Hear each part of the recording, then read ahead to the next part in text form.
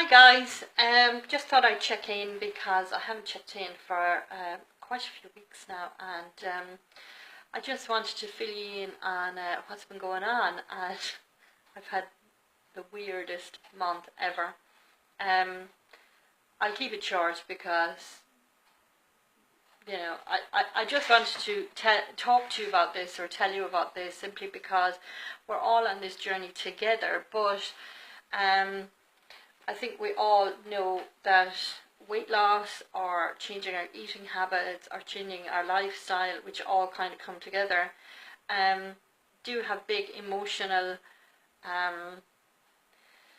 good consequences and bad consequences, positive, negative, and it's a journey, and Jenny talks about it a lot, and there's a lot of learning. So I just wanted to tell you really about a small breakdown I had about a month ago, and it's all connected to food, diet, weight loss, so it's relevant for this group. And you know how I was to go for my surgery very soon to have my hip replacement done. Well, between one thing and another, it's not going to be happening anytime soon, and the reason being is that the surgeon wants me to have a BMI of 35 or under, and that's the cutoff point. Now, we've always known that, but about 2 months ago I was told by a different surgeon that it's been 3 years. I'm on the walking crutches for 3 years. Say hello to my little friends. And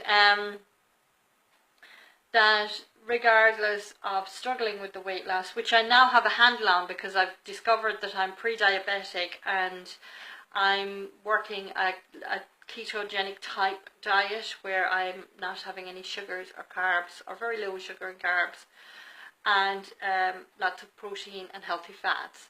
And that's thankfully all down to Shane, because he pointed me in the right direction. I then done some research around sugar. I've had some bloods done, and I'm in touch with my GP with this as well. So since starting with Shane, I'm heading into the 3 stone category of weight loss now. So all moving in the right direction. But then I got this setback because once, you know how they say doctors live from patients die? Well, a surgeon told me, one of my surgeon's team, I've never actually met my surgeon yet, but you know how you meet all their consults or whatever they're called, and he just said, I'm going to write to your surgeon and suggest that the surgery just go ahead, because you have no quality of life, you're 3 years on them sticks, and your hip is just ridiculously bad. So that really got my hopes up, and started to work really, really hard, made a lot of plans, was so happy. I was like, oh my God, I'm going to have my hip done for the wedding, because that was my dream. My daughter's getting married in October. And when I rang about my pre-op, it all fell apart, because the secretary read the letter, and basically what the surgeon had done was he'd said to me, look, I'm going to put you in for your pre-op. It just needs to be done. But in the letter, it said, in the letter to my surgeon, it basically said, can you review Valerie Farher in 6 months, regardless of her weight loss, because she needs to have it done, basically. So it was a bit like a punch in the stomach. I had some kind of small nervous breakdown. It was very strange. I wasn't expecting to react that way, but I am human, and I always try to look on the reasonable side of things. I understand why the surgeon needs me to be smaller, and it's not to do with the surgery, it's to do with the recovery. He's trying to save me from years of disability, because if blood pools under fat, it can go stagnant, and the consequences can be pretty horrendous. If they have to start cutting again after surgery because the blood is pooling around the fat, I'm in trouble. So I totally understand that.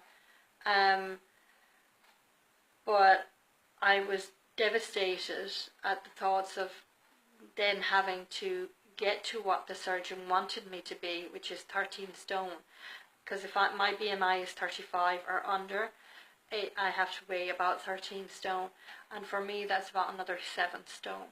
So I'm talking another year, possibly 2. Because you know yourself how you can lose a few stone and then your weight will plateau, and then you lose a couple of stone and then your weight will plateau. And I'm not afraid of hard work. I'm not afraid of change. But I didn't think I was going to be able to do it. I just felt, fuck, I can't do that. It was too big. It's another 2 years. Another 2 years of being lifted out of the swimming pool by a hoist. Another 2 years of meeting people down the street and having to explain, you know, why I'm still on these walking sticks that everybody else in the country has had their hip done bar me. Like, and, you know, then people give me these explanations as to what I can do about it and how I can push it forward and all this kind of stuff. And, you know, I tend to isolate myself from situations if I can, like that. But over the last couple of months, since I thought my surgery was going to be going ahead during the summer holidays, I had got a new lease of life. I'd really started to work on myself. Anyway, that's neither here nor there. What happened that week or the following weeks was all my feelings just left me. I found it difficult to breathe properly. I knew that that was a form of panic. And I actually have a really good friend. Thankfully, I work in mental health and addiction, and I have a lot of contacts like that. I rang a friend who's very good and specialises in anxiety and panic attacks, and that's something I don't get. So that was new. And I was just quite numb, even though I was struggling to you know, compose myself. I lost all my interest in everything. I didn't want to work. I felt that I couldn't work because I'm only just hanging in there with work because I'm on so many painkillers, and I'm trying not to take on any new ladies, but it's hard not to, you know, because I need to self-care, but it's hard not to because there are so many women out there with alcohol problems, and all they need is a little bit of support and then they're fine. What happened was, as I said, all my feelings just left my body. There was nothing, I couldn't understand it. It frightened the shit out of me. I was aware enough to know that there was something seriously wrong, and I wasn't capable of cheering myself up or snapping myself out of it. My energy, it was like, you know how we have energy, an energy source in our body? It was like it up and fucked off. And I just felt like empty. And I've no value. You know, I just felt I was this complete burden. Because I couldn't control what I was putting in my mouth. This has happened to my body. And now I'm another burden on my family. As if the drinking wasn't bad enough. I got through that. But now, you know, I struggle to do simple tasks around the house, and because of what I was eating. These are all the thoughts that were going through my head. You know, you brought it on yourself. I understand now that people with pre-diabetes can't help eat because the sugar cravings are so bad. But I'll do another video on that later, on how I've managed to control that now.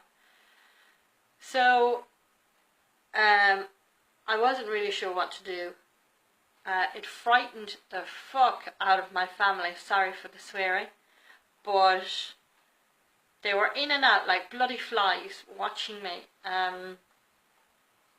because they'd never seen that happen to me before. And even I will admit that out of the whole family, I'm the stronger one. I'm the one that will hold it together. And, you know, in a crisis and things like that. And it frightened them, because if I was going to go under, then it was bad. There was something wrong. And I made a decision, you know, that what they were afraid of was because, you see, I did hang myself once before, but I was in a deep, deep depression and very addicted to alcohol, abusing it a lot, and I wasn't in my right frame of mind. You know, my mental health was gone, and I think that's what they were afraid of, was that I would try to take my life again, because they know I'm capable of doing that. I did have suicidal thoughts. I wanted out. I was tired. And, you know, I've had this 3-year argument with myself, and I was fucking tired. So I knew that all I would leave behind was devastation. So I made an appointment. I went up to see my GP first thing on the Monday morning. And I explained to him that I was afraid that if I fell into a deep depression, that I would accidentally take my life. You know, that I wouldn't mean to do it.